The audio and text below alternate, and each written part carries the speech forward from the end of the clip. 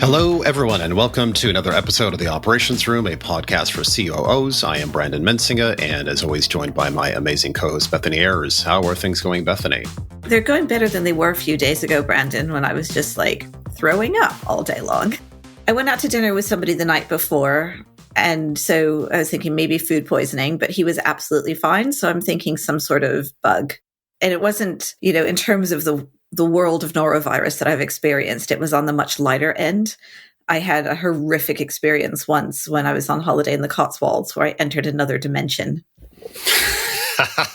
Well, the Cotswolds is another dimension, to be honest. It's like the Hobbit land of the UK.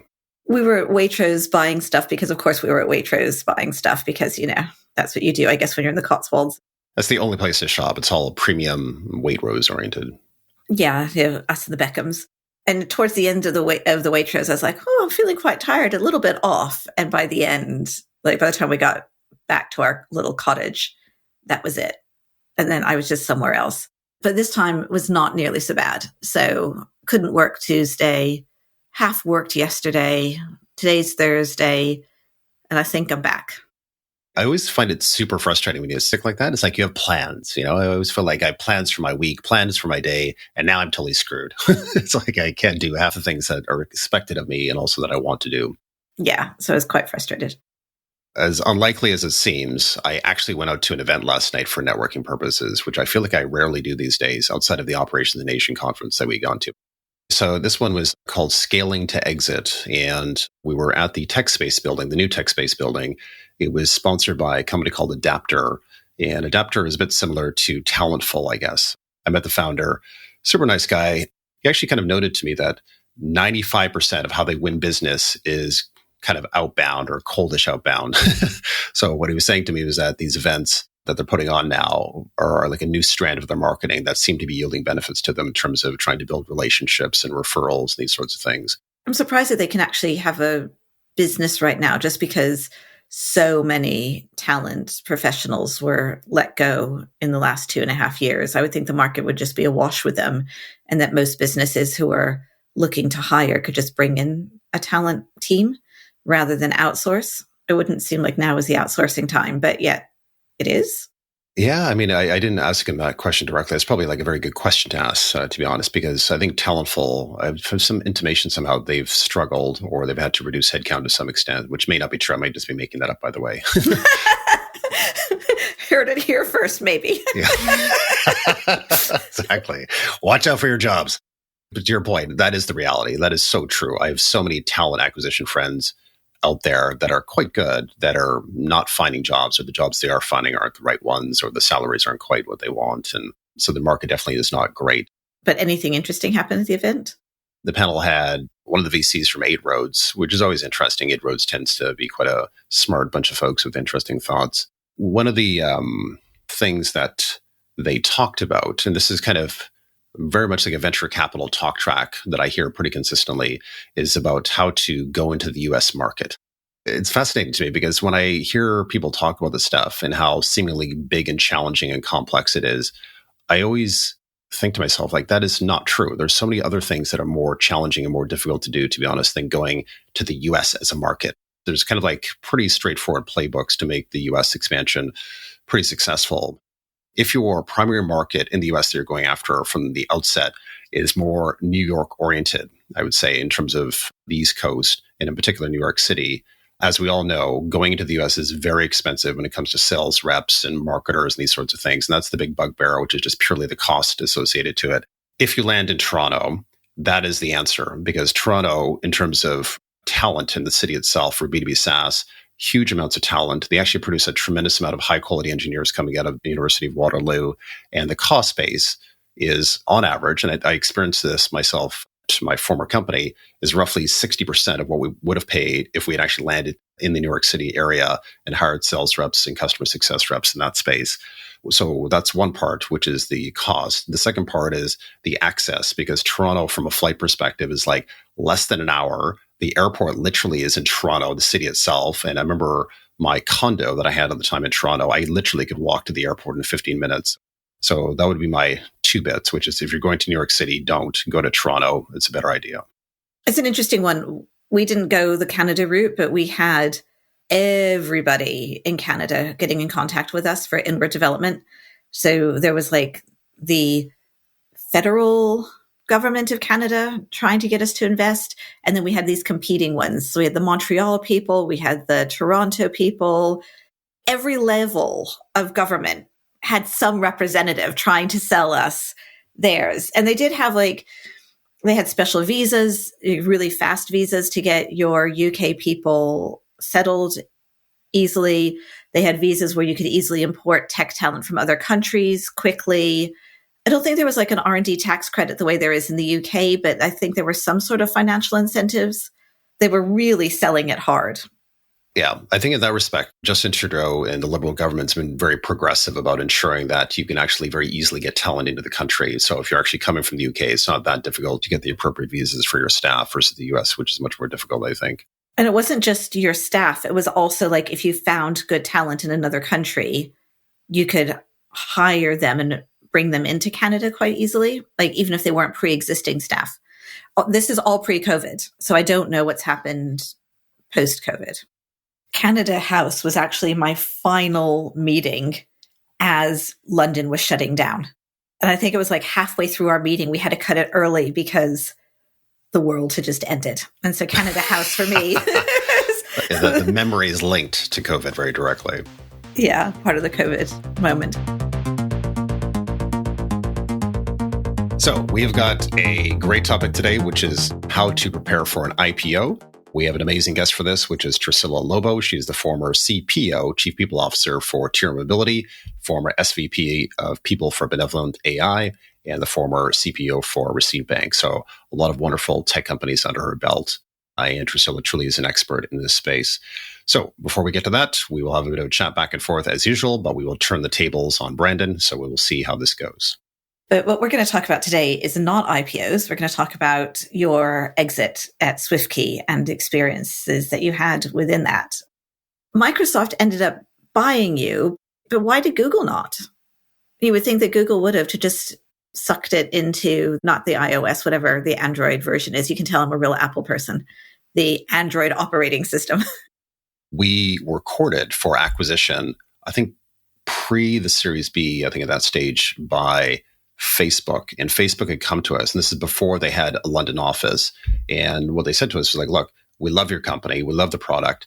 We're just getting started with a lot of our AI initiatives. And we, at that time, SwiftKey was the comparable to DeepMind, which is we both had real algorithmic prowess, I would say, when it came to massive sets of data and manipulating that data using AI techniques. And DeepMind had a wonderful skilled staff. So did we. So when Facebook was snooping around London to open up their office, they had come to us to make an offer. And apparently what happened, and this is me with a secondhand story, which may or may not be true, but apparently the conversations got to a point where there was a term sheet, there was an offer made, there was a back and forth, there was provisional agreements for the acquisition.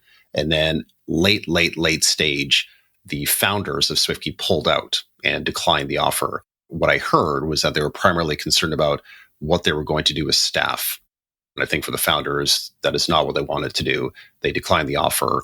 And then we continued. We raised our Series B, continued the company. And at some later point, then the Microsoft part of it kicked off. But at least from a Google perspective, nothing occurred from those folks. So oddly, it was Facebook that was courting us.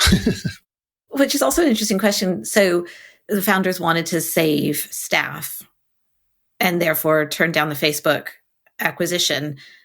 Were later bought by Microsoft, but how long did staff decide to stay at Microsoft? Like, I'm just wondering, would it end up being the net same result? At the end of the day, when large corporate acquisitions happen, you look at yourself in the mirror and you're like, okay, what is it that I want to do? Do I want to be part of this Microsoft organization? Do I want to continue down that path? And I would say during the first, I don't know what it was, the first year period of the acquisition, there was a fair number of folks that left SwiftKey at that point. And I think we all recognized the same thing. Slowly but surely, things were going to change. And we saw it, I was there for 9 months and I could see it happening at that point where you knew ultimately what was going to happen for the business, which is the passion, the innovation, all of it was going to be sucked out. All of it was going to be consolidated back in headquarters for Microsoft. Initially, they had done the right thing. And I'll just do a quick digression here because I think it's kind of useful or interesting in terms of how Microsoft approaches this. But they had said to us very clearly, historically for acquisitions, we've made a mistake, a fundamental mistake, which is we've come in, we've acquired the company, and Microsoft, with efficiency, wrapped their arms around that organization, and Microsoft eyes them essentially. And by doing so, they kind of squeeze the company's culture, they squeeze the passion and innovation out of the company very, very fast. So what they said to us is, we're not going to do that with SwiftKey. You're going to run as a product, you're going to run as a brand, you're going to run as a separate entity effectively for some indeterminate time period, which we did. So over the course of my time there for the 9 months, we ran as a separate org effectively. And the initial steps to integrate us were kind of the basic steps of kind of some back office stuff, some infrastructure related things, but effectively the staff and how we were set up in terms of reporting lines were identical. There was no changes at all. Post my departure, what I then understood, which kind of makes sense, they got rid of the building.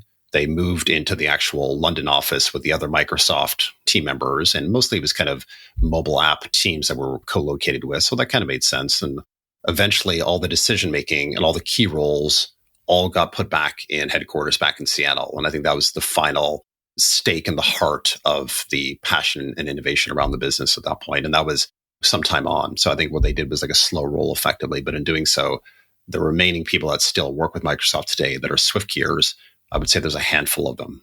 How long did the founders last? I think they were locked in for, I want to say 2 years, maybe 3. So they were there for some time, but it was purely lock-in related. And post their departure, John Reynolds, from my perspective at least, kind of disappeared for a while, which kind of makes sense. He was kind of building a family at that point. And the other founder also quasi-disappeared. He came back in a different form, working for Benevolent AI. So there's kind of a connection there as well. And he was there more as like, I don't know what his role was exactly. It was more like R&D type stuff happening. And then he was there for a couple of years and then he left from there. And I haven't seen him pop up anywhere else at this stage. So the founders, I suspect, are sitting on their millions of pounds, charting a course of leisure. That would be my suspicion. And then why did you leave after just 9 months? I was very fixated in a way. I was like, I am not a big corporate person. I remember they had come in, started making their changes. And in my view, they had not made it clear to any of us why it was useful for us to stay. There was all the benefits and the comp benefits, and they had some fabulous programs, which financially were very attractive. It wasn't clear to me what value there would be in my career to stay there over the long term, I suppose. And the other bit of it is Microsoft, in my opinion, at the time at least, with my boss, who was the chief commercial officer, he had made a play back into Microsoft headquarters saying, look, we have a fabulous team here that has basically created license agreements for distribution and revenue across every handset maker on the planet, basically. And we were the only company that had that many licensees and that much volume being shipped through these handset partners. And we had a well-oiled machine of commercial folks, including myself, that ran it, that knew how to do that and had great relationships in place. And what they should have done is said to me and to my chief commercial officer, said, look, you guys should take the entire mobile app install portfolio, take it all, own it, and to make that work and do what you've done with SwiftKey for the rest of these apps, basically. And if we'd been offered that at that time, that would have made me think. And I think that could have made me stay at Microsoft, to be honest. So I think for acquisitions like this, there has to be a value prop that you articulate. And whether it resonates or not is a different question. But I think putting the time and effort to make it clear that there's something appealing to be done to keep key staff members outside of paying them more money, I think is an important thing. That's interesting because I think so many people will just default to the money. And it might also be why you join a corporate versus why you do a scale up. So my husband and I, like, he has always been a corporate guy. And we met at the FT. So we kind of crossed over in the corporate. And I was very clearly like, what is this? I loved the FT from the outside. And I was so excited on my first day. But within a year, I was just like, I don't know who these people are. There doesn't seem to be a lot of structure here, which is odd for a corporate. And yeah, and there are people there who are like 20 years. And I just could not imagine myself there for 20 years. And I couldn't really see a super clear career progression either. I don't know. I think I did a little bit of other corporate stuff, but not loads, and just didn't suit me. And I am looking for being a big fish in a little pond versus a little fish or a medium-sized fish in a big pond. And also stability and money aren't my driving factors. Whereas my husband, he loves the slower pace. He loves the stability. He thrives in that. And so I think there's a certain element of corporate mindset, which is, okay, the people I'm hiring are people like me. And what I care about as a senior person is good long-term, like an LTIP, so long-term incentive plan, solid stock that is valuable and I know is always going to be valuable, really good retirement fund, and not a lot of change.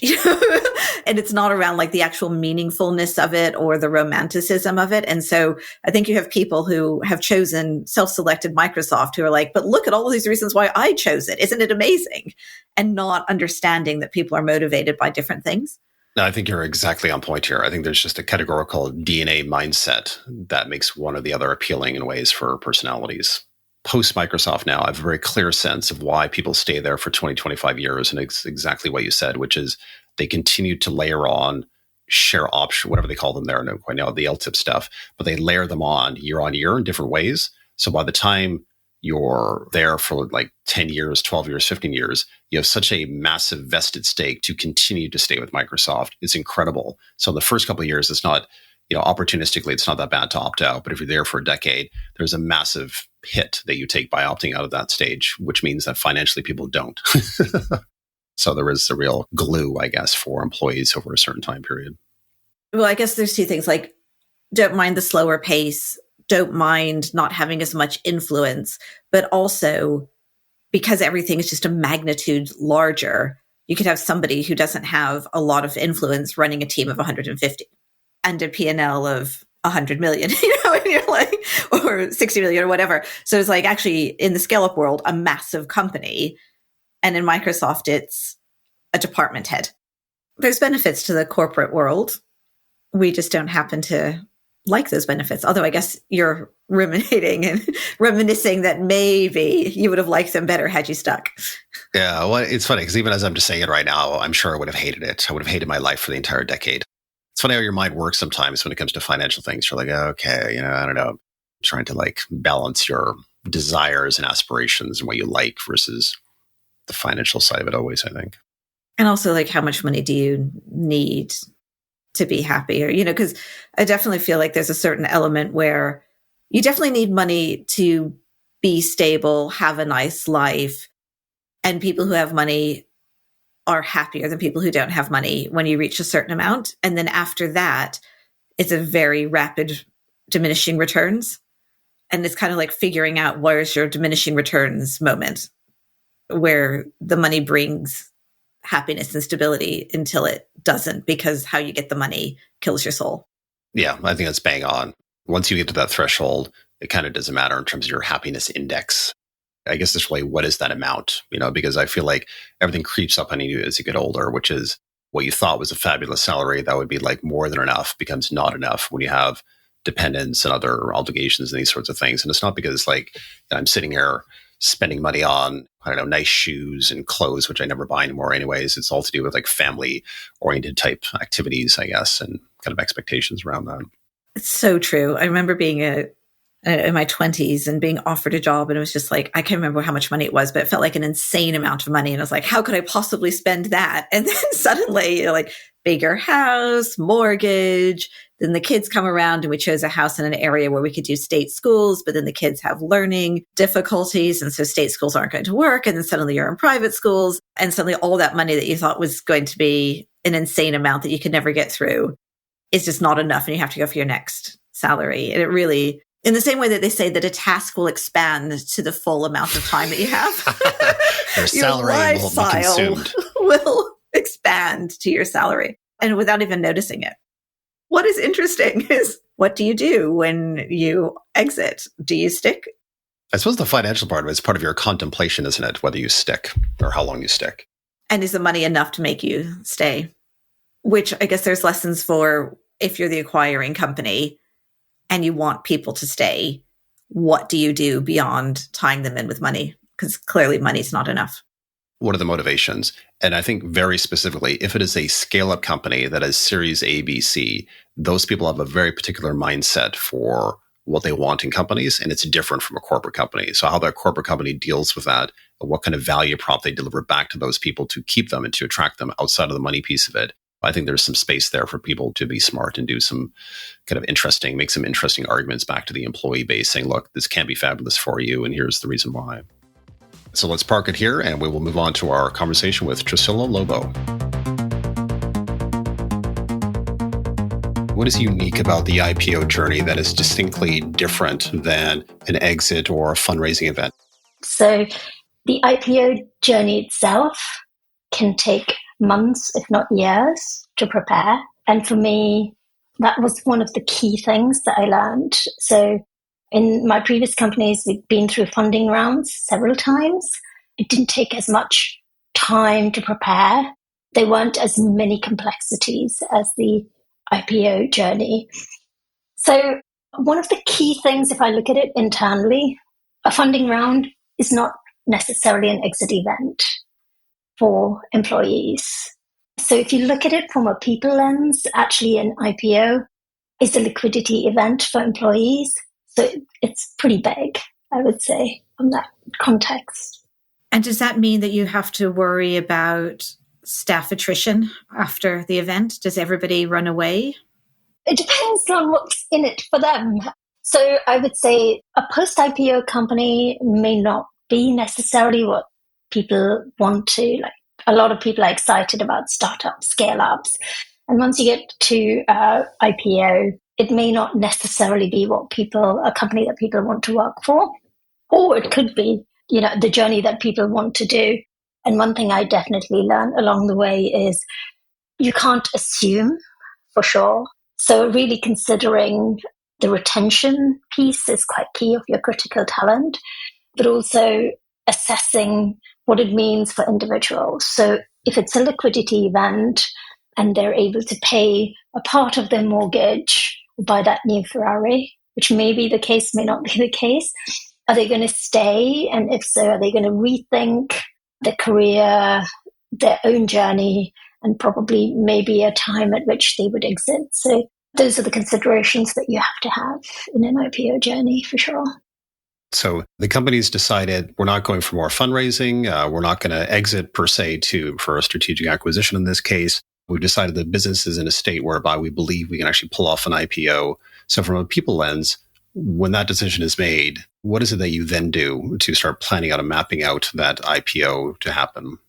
So I would say the IPO journey itself is a collaborative effort, collaborating with CFO, CEO, COO, general counsel as well, and the chief people officer or the people leader.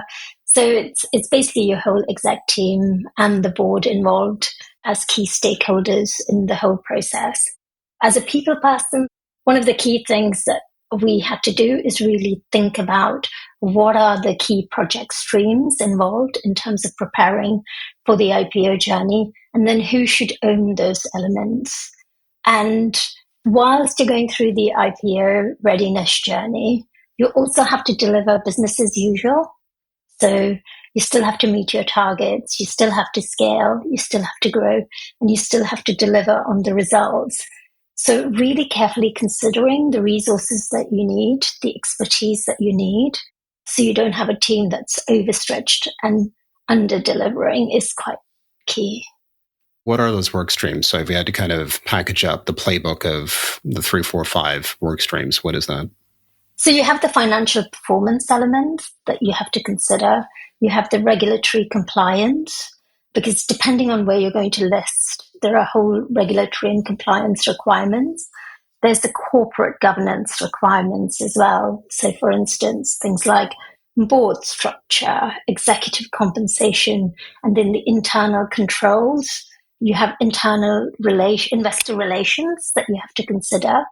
There's the people work stream. So you're looking at internally, what does this mean to your people, succession planning, equity, liquidity event. And then most important of all, that runs across all those streams is comms and communication, both internally and externally. Although how much can you share along the journey?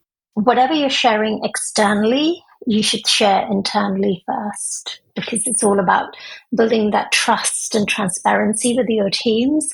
So we took the view that actually you wouldn't share anything internally that you couldn't comfortably share externally. One of the complexities that we had with the IPO journey that I went through, we did it through COVID. So that made it even more difficult because all your communication and your project teams had to come together remotely. But in some ways, it made it easier because you weren't taking up meeting rooms and people weren't double guessing what you were working on. But to some extent, that made communication quite difficult. So we had to be really, really careful about what we communicated both internally and externally. And we had the rule that said, if it's not something that you can share externally in an open market, we'd have to be careful about what we shared internally too. In retrospect, when you look back on the benevolent IPO in this case, what are some of the gotchas where you're like, oh man, we should have done this and not that, and some of the issues that you encountered? Everyone gets excited about IPOs. I think the key thing to consider is IPO the right journey for the stage that the company is at and for the maturity of the company? Is it the right stage? So fundamentally, are you going to be able to deliver to the IPO expectations, not just there and then, but even post-IPO? So perhaps more deeper consideration on that and the time and the effort that it would take. So in the context of all those, is IPO the right thing to do? I think the other thing we would do is also probably prepare our internal teams a little bit more in terms of the culture change and the culture shift. So to give you an example, obviously Benevolent AI was a drug discovery company and obviously have clinical trials and assets that obviously a pipeline of clinical trials. And previously, an AI team or scientists would be able to go to conferences and talk about some of these things. But post-IPO, the comms team had to go through all the communication and the slides to make sure that the market-sensitive information wasn't actually shared publicly. And that was a bit of a culture shock to the team because they weren't used to that level of scrutiny by the comms team and that level of scripting. And so in hindsight, perhaps we should have prepared the team more in advance for those kind of things, because that can be a culture shift. I loved one of the sayings. It was actually in one of the index kind of rewarding talent book. And it said about IPO kind of being a bit like a wedding. Everyone's very excited. Everyone's celebrating. Then post the wedding, you have this wonderful relationship that you're building, and it takes some work. It takes building that relationship post the wedding is equally important. So we're talking a lot post-IPO. If we move back to pre-IPO, because I think a lot of businesses end up wanting optionality. So it's not like you've necessarily decided that it's 100% IPO that you're going, but there's going to be some sort of exit event. Everybody's a bit tired, ready to make some money out of this business that they've been building for the last 5 to 10 years and prepare for either an IPO or a trade sale. How much of that work stream ends up being the same? Because when we were at New Voice Media, we weren't really IPO sized yet, but we figured if we prepare that way, it'll make whatever we do easier. Yeah, so I would say a lot of similarities. You probably don't have the elements of like the corporate governance or compliance, for instance, as you don't have to go as deep into those aspects. And also your exec comp and your board composition may not have to change versus an IPO, because there are some requirements for listing where your board composition has to, your board members have to have certain experience and, from a governance perspective, whereas that's not necessarily the case for an exit. But fundamentally, a bulk of the things are likely are the same. Like I'm reflecting back on when Swiftkey got acquired by Microsoft, for instance. A lot of the preparation there, certainly from a people perspective, was very similar to the IPO journey. but didn't take as long. You could do it over a few months versus months of preparing for an IPO. I would say that the timelines are different. And that's because of the regulation. Yes, that's because of the regulations. It has to be thoroughly audited. And also with the IPO, I suppose it's similar to an exit to a certain extent. It may not happen. So you put a lot of effort on preparing, and the market conditions might change and you may not IPO. And the same could happen with an exit event. You literally go down to almost signing, the term sheet, and that might not happen. That is also just part of what we do. Or, a fundraising round that almost happens and then doesn't. And then you lick your wounds and go again. Yeah. And you go, God, I've at least got all my paperwork in order. And I know exactly who owns what shares, which I didn't know previously. Yeah. That always seems to be the common one, isn't it? It's the option grants and the shares are all over the map in some form. And you're like, oh my God, we have to pull this together. Another good lesson for me was or post-IPO, obviously they're tradable shares. So quite often what you find is companies or scale-ups have share scheme systems that don't allow you to be able to allow your shares to be traded or to cater for closed periods, etc. So we ended up having to switch systems. We only had 6 months to prepare for IPO, and honestly, it was so much work. So let's dig into that. Like, which system did you have and what did you move to? I mean, if you can talk about it, that'd be interesting because everybody cares about systems. Yeah, so a lot of the share scheme systems aren't able to deliver. So I think we had CapDesk at the time. We looked at CapDesk and then we chose Ledgy. Although we found Ledgy really hard. I don't know how much of it was user error and how much of it was us with Ledgy. And also, I think we were a bit early, although I don't know what year you were using it. So last year? Yeah, we rolled it out COVID-y time. So I think it was a very less featured product 4 years ago. Obviously, they were a very early stage company then, and they're continuing to build on the post-IPO proposition. We, at the time with Benevolent, because Ledgy didn't have the features, but at Benevolent, we went with Intertrust. They're pretty small, but they cater more for IPO transactions and transitions. But yeah, that was quite a lot of work, actually, transitioning. And then the other pieces, we had the same with 50 as well, Brandon, is that, and particularly with Gen Z, you have a lot of employees, a lot of your people who will be there for a short space of time, maybe 2 years, 3 years. So they have vested options or vested shares and vested equity. And you don't often keep in touch with the leavers, right? So there was an element of, like, I have to confess, social media stalking for me to find people and kind of get their up-to-date personal email addresses. Thankfully, some of the share scheme systems now enable this. I mean, people leave the company, they have vested shares, just you lose contact and you're like, all right, I need to find these people now because, something's happening. And I've been through that a couple of times. Yeah.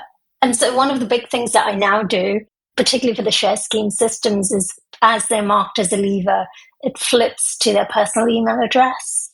So that's the individuals can update it, But it's simple things like that you can prepare.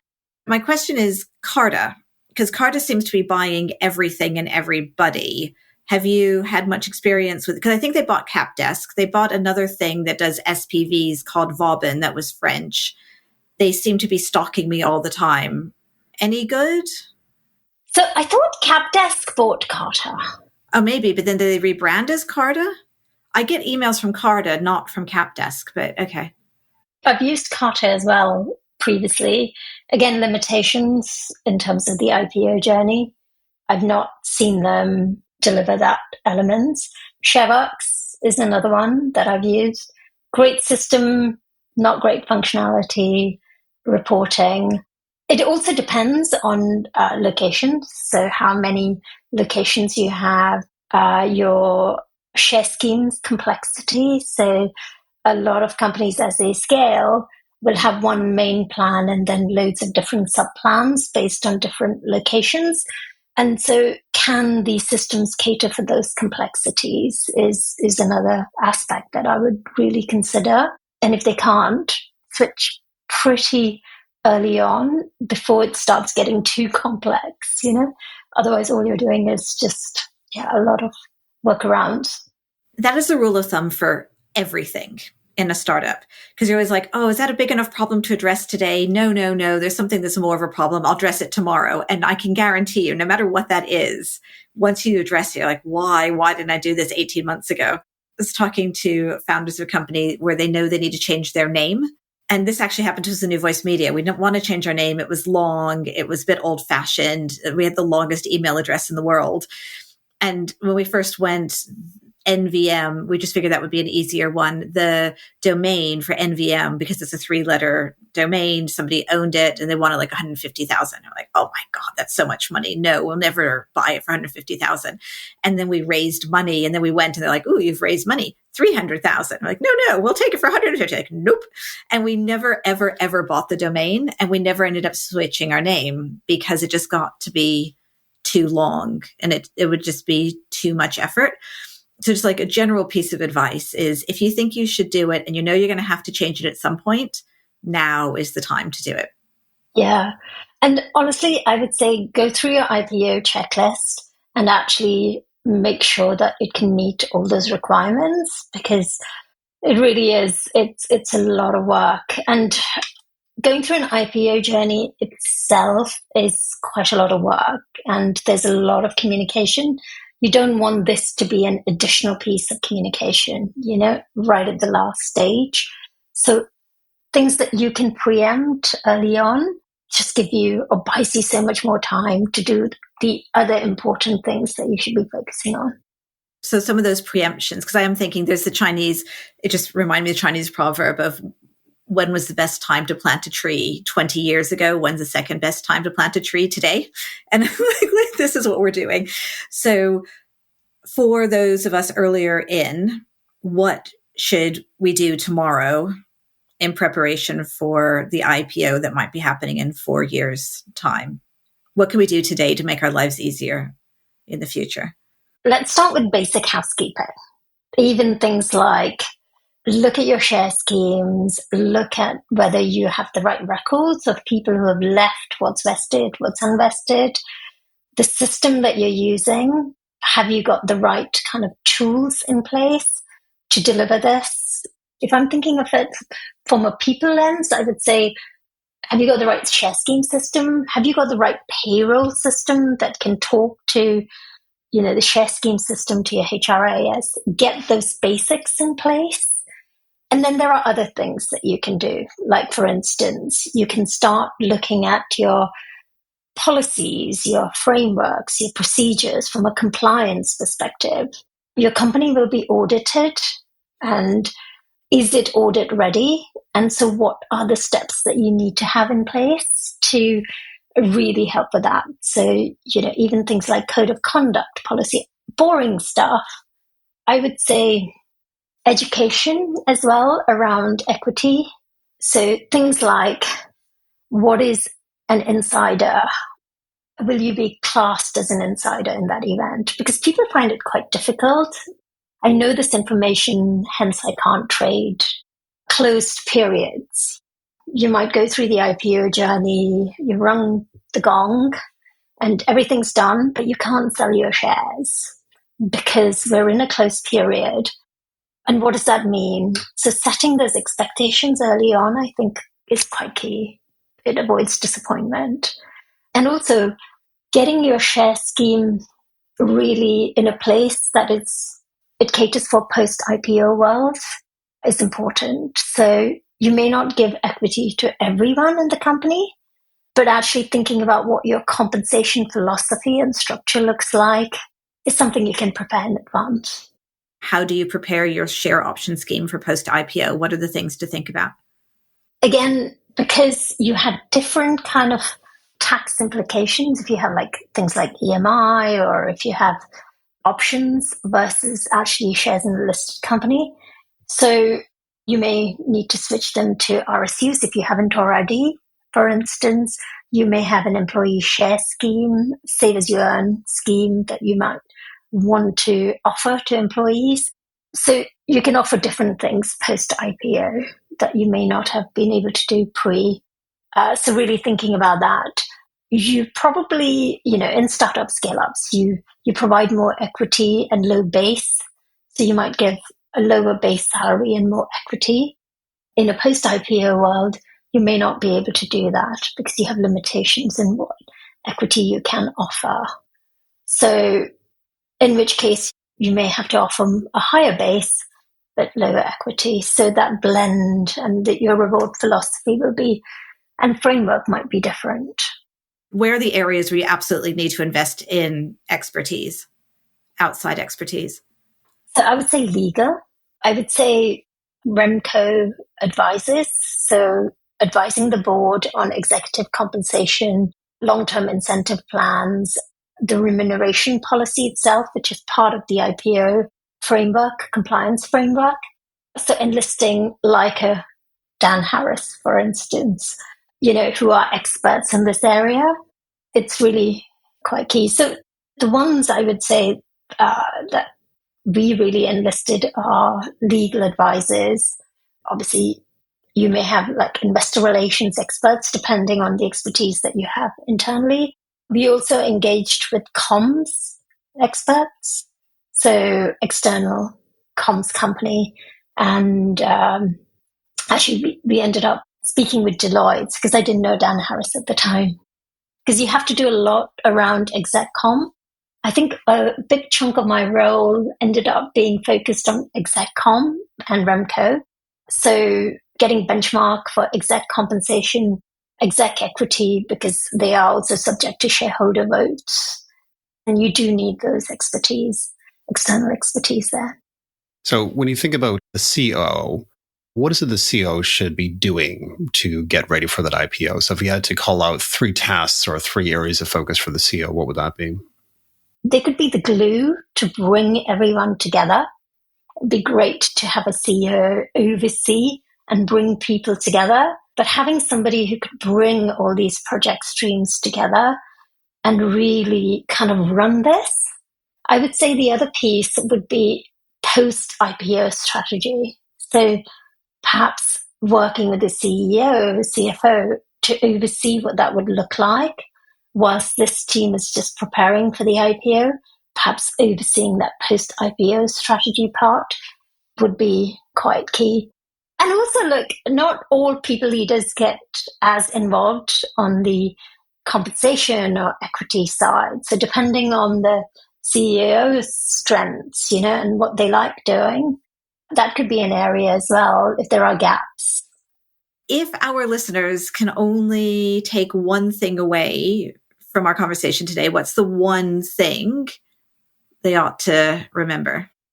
Just prepare early on, even if it's not the journey that you embark on. I think it'll make your life so much easier. Most scale-ups, in fact, all, I think, aim for an exit event, and that exit event could be an IPO. And so take the view that that's what it could be. And I would say prepare now rather than wait, because you never know. The market conditions might be great and you might need to IPO in the next 6 months like we did at Benevolent, or the market conditions may not be good. So you have a 12-month, 24-month runway. Perfect. So on that note, we will plant the tree here. The Chinese proverb, as it were. I think it's my biggest takeaway from this conversation. So if you like what you hear, please leave us a comment or subscribe, and we will see you next week.